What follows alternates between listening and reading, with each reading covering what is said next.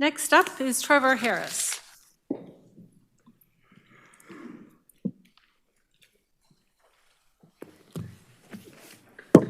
Good evening all. My ears have been burning sitting out there a little bit. I anticipate there's probably a couple questions when I'm done, so I'm going to try not to be duplicative. Good evening. My name is Trevor Harris, and I'm the Vice President of Corporate Affairs for Stelco, an anchor tenant of the Lake Erie Industrial Park that supports over 10,000 direct and indirect high-quality jobs across Haldimand County. It will come as no surprise to anyone in this room that Stelco is opposed to the county's request for an MZO with respect to the Lake Erie Industrial Park lands and have significant concerns about the scope and scale of the proposed residential development. Before I get into some of the reasons that influence Stelco's position on this matter, I'd like to acknowledge and thank the many residents who have expressed support for Stelco's operations in their submissions tonight and in writing. We are very proud of the 40-year history that we have in this county and look forward to generating substantial economic activity across the county for the next 40 years. On behalf of our workers, I would also like to thank the Mayor and Council for the recognition tonight of the National Day of Mourning. This is an incredibly important day for steelworkers, so thank you for that. With respect to the MZO and the proposed development, Stelco's position is very similar to what was brought forth to this council more than a year ago. The scope and scale of this development is a fundamental threat to the viability of our business, and the proposal is in clear violation of guidelines respecting industrial lands in your county's official plan. The official plan, which was completed and adopted only a few months prior to the MZO discussion, is crystal clear. It reads, and I quote, "An existing 3-kilometer industrial influence area is delineated around the exterior properties of the steel mill, the oil refinery, hydrogeneration station, and sites for the purpose of restricting new land uses which are incompatible with major industrial operations." And it continues, "To protect such industrial uses from incompatible land uses which would detract from their ability to operate effectively." The question I would leave this council with is, how did the appropriate buffer zone around the county's industrial businesses start at 3 kilometers in the 2021 official plan and shrink by more than 90% to a mere 300 meters in the housing development that is currently being proposed? At Stelco, we view the existing industrial lands as an opportunity for the county to pursue a new generation of green industry and become a leading jurisdiction in green technologies. As we at Stelco pursue our aggressive decarbonization goals, we are continuing to identify opportunities to invest and expand into next generation technologies that will support our facility as well as industry across southwestern Ontario. But these investments would be jeopardized by an arbitrary change in land use, and turn our company's long-term survival would then be at risk. We've heard some tonight speak about Stelco's future business needs. To be clear, we intend to be producers of green, carbon-neutral steel, and intend to be contributors to this economy for generations to come. However, by eliminating the opportunity for green industry in Haldimand, you're asking us to complete this task with both hands tied behind our backs. In closing, I will say that Stelco supports responsible development in Haldimand that affords appropriate growth and opportunity for residents and businesses alike.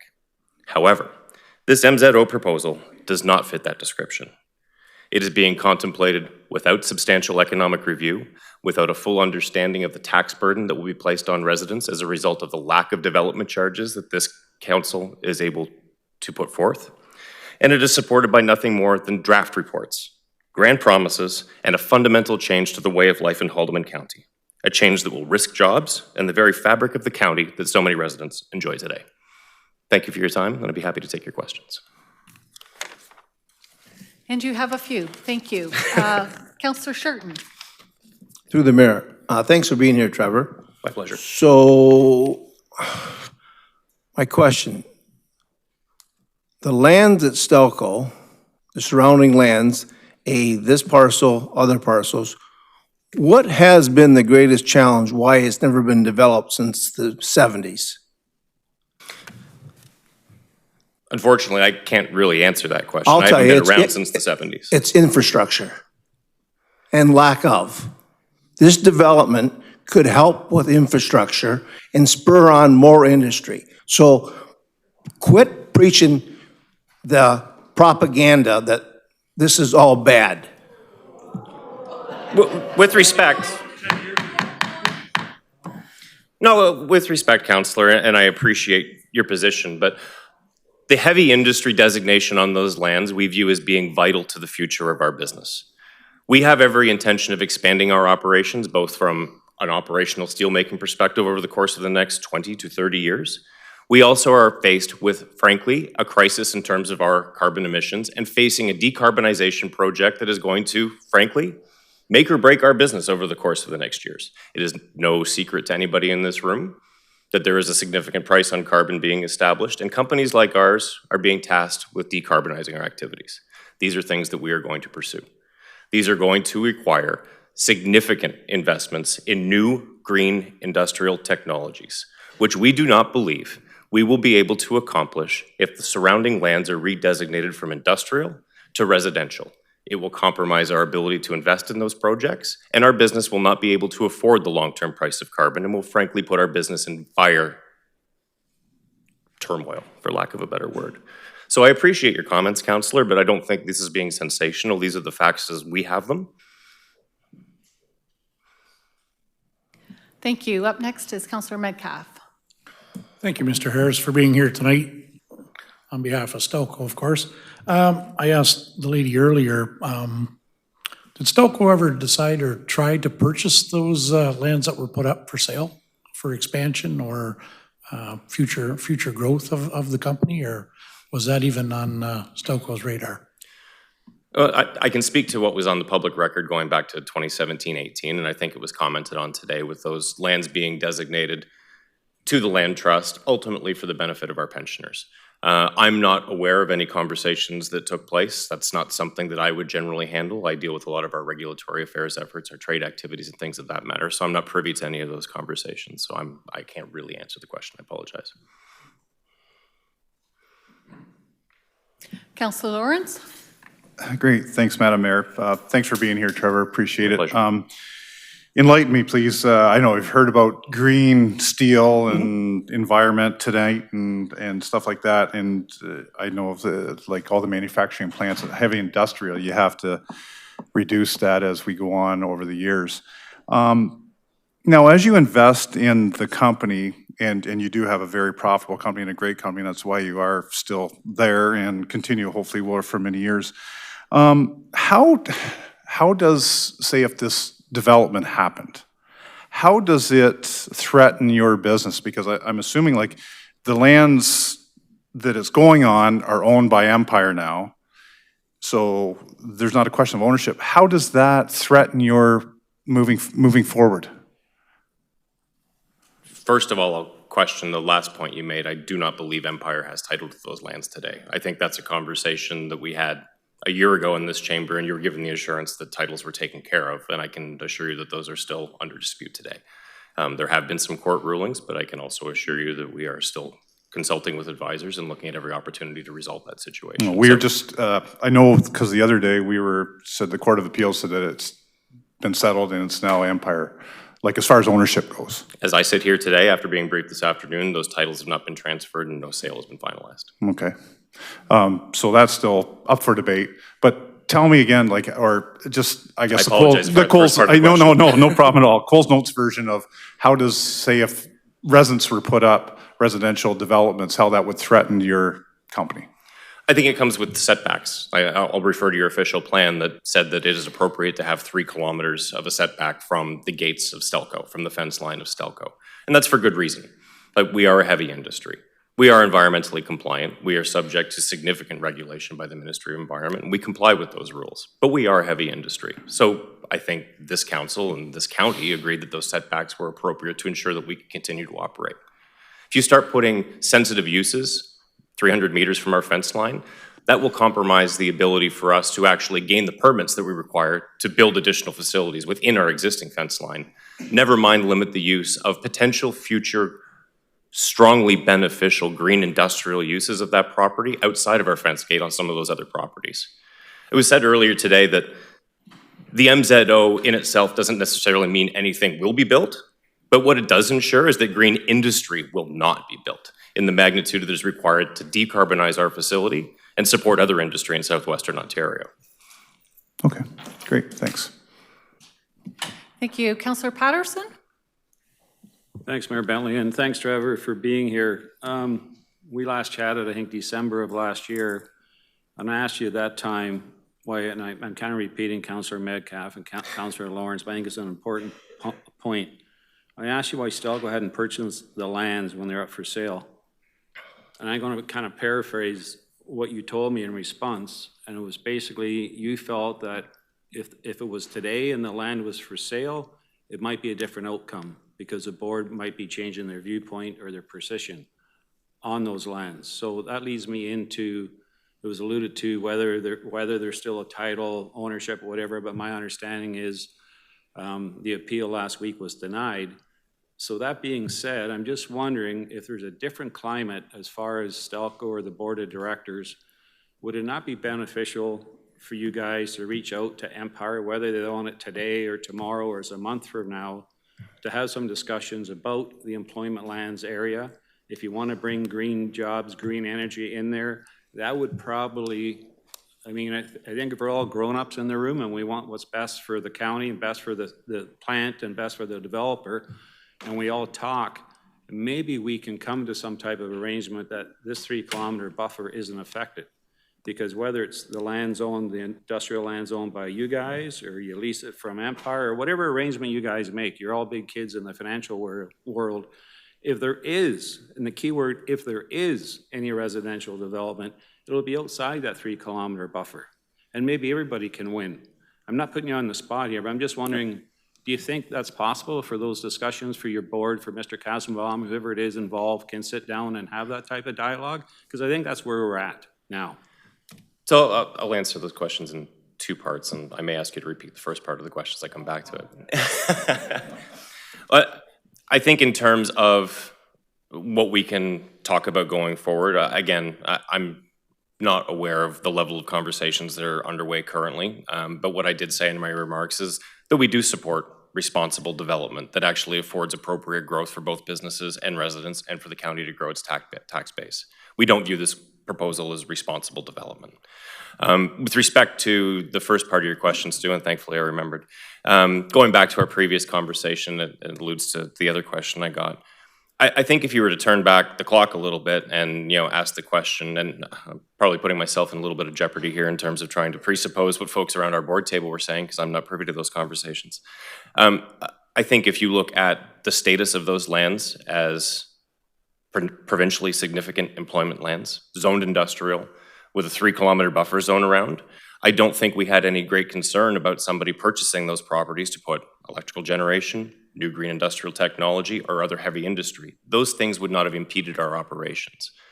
The notion that this council has opted to pursue an MZO that would, in great arbitrary fashion, rezone that entire chunk of property to a sensitive use climate is extremely sensitive. And frankly, we were blindsided by that. I think we had that conversation last March when we came here. And that was a really unfortunate development. So unfortunately, hindsight is 2020. Had we had some notice that the province, or sorry, the county was looking at that type of a scenario, it may have changed decisions around our board table. But the fact of the matter is we felt pretty secure between the official plan and the existing zoning framework. Thank you. Councillor Shirton.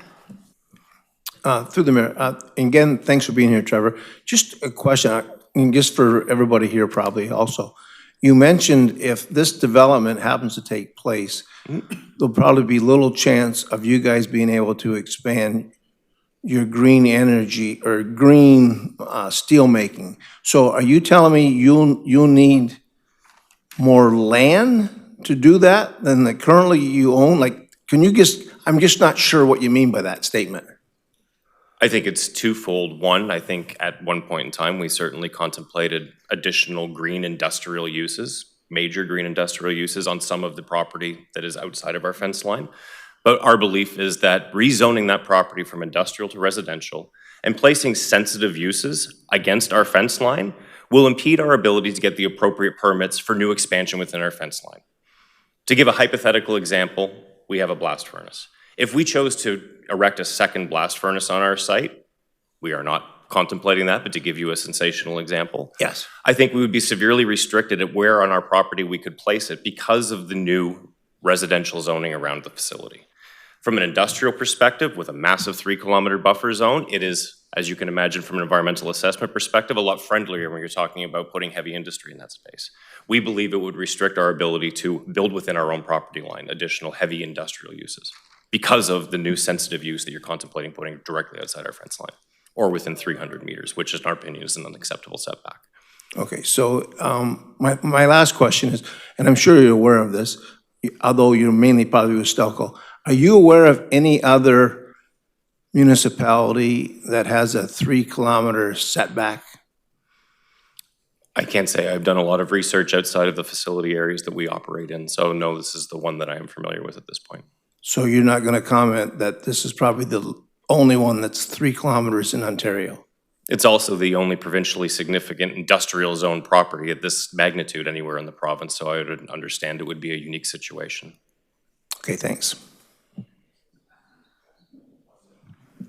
Councillor O'Neill. No, I'm not gonna ask that No. question. Don't worry, I'm not gonna ask. Honestly, I get a little, again, I'm the new guy here. You set the Well, table, clearly I'm you're sorry. not a citizen, but clearly, I'm the new guy here, so I get a little bit lost on this one. So, the way I understand it is you had a pension group, a group of pensioners that, in order to secure that pension, sold this land. Is that correct? It wasn't you guys that sold the land, it was Stelco pensioners that ended up owning and selling the land. There's a series of certainly more complicated transactions that play into that, but to very quickly delineate it at a high level, the land was put into a trust that was then administered by the union for them to monetize to fund their pensions long-term. Okay, so that was separate from Stelco. It was In a part sense. of the settlement process when we came out of creditor protection back in 2017. And then when you were made aware that it went for sale, again, just to reiterate what you said, just to clarify for myself, you just assumed that whoever would buy that was going to be in heavy industrial land that you would be able to operate beside you with no real impact to your business. Again, considering it was a provincially designated significant employment land, zoned with heavy industry with a 3-kilometer buffer zone that was put in place in your official plan, yes, that was a reasonable assumption at that point in time, I believe. Perfect, thank you. I just have a couple housekeeping-ish questions for you, I guess. In 2017, who owned Stelco? It was U.S. Steel back then, was it not? I'll give you a brief history. Coming out of creditor protection the first time, unfortunately, back in 2006, the company was taken public, then subsequently bought in 2007 by U.S. Steel. We remained a subsidiary of U.S. Steel through until 2017 officially, but did enter creditor protection a second time in 2014. In July, I believe, of 2017, we emerged from that creditor protection under new ownership, spearheaded by Bedrock Industries, who subsequently took the company public in October of that year. So we sit here today as a publicly traded Canadian company. Right, and do you feel like Bedrock Industries is a better company to work for than U.S. Steel was? I think I'll echo the comments of my colleagues deep in the back bowels of the chamber there. I think it's a fundamentally different business. U.S. Steel had a different mindset in terms of how they were going to treat the assets here in Canada. I think emerging under new ownership, and this has been well documented by myself and many others who have spoken on behalf of the company, there's been an unprecedented amount of investment in our business since that time. I sit here today, 5 years and a bit into this new regime. We've invested close to $1 billion in improving the assets at Lake Erie Works. We've basically rebuilt a new world-class blast furnace that has smart technologies. We've reinvested in the coke battery to ensure maximizing all the environmental compliance. We've invested in a cogeneration facility to improve our energy reliance, take ourselves off the grid at peak times, and reduce our greenhouse gas emissions. These investments are unprecedented in the history of this business. And I sit here today as somebody who wants to make the next round of investments that'll help us further decarbonize and turn Stelco into truly a green net zero carbon-free steel producer, which is one of the things that you heard earlier today. I'll question some of the facts around the other statements the gentleman made in terms of the impact of trade and what's happening in the US. But fundamentally, that is the path that we know we need to go down. There isn't a company in the world today that can say that they are a zero carbon emitting steel producer, but we all know that we need to strive to get there. And for us, it is imperative that we make the next $900 million, billion worth of investments plus to make sure that we can participate in those markets. And we're not going to be able to do that and avoid the punishing carbon tax that will close our business if you go forward with this MZO and rezone that property as residential. Thank you. And just another question. How many employees do you employ directly? And then how many employees do you think you bring in from outside sources? Through both our facilities, it's approximately 2,300 employees. I would say 1,600 of them, roughly, are employed here in the Nanticoke facility.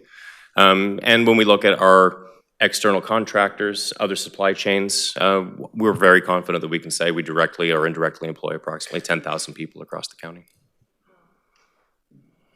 Thank you. Any further questions? Seeing none, thank you very much for your time today. Thank you, everyone, for your time. I really appreciate you going down the path of this public consultation. It was unfortunately lacking the first time, but I really appreciate the fact that we've had this opportunity tonight. Thank you.